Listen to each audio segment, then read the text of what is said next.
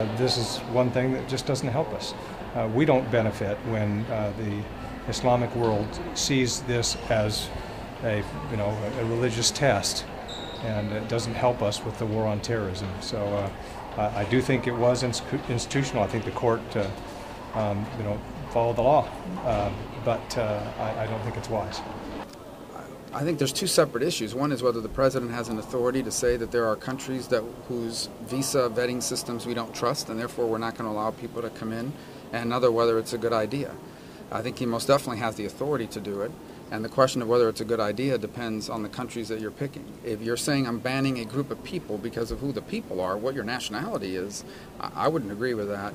If what you're saying is because these countries are either broken or have been complicit, as in the case in Venezuela of making fake travel documents, then there's reason to be doubtful in many cases that the person coming is actually who the document says they are. If a government is openly participating in creating false documents, or if the creation of official documents has fallen into the hands of ISIS or some other element, you have a lot to fear about a passport produced by that nation state, and therefore the need to restrict travel from it until that's clarified.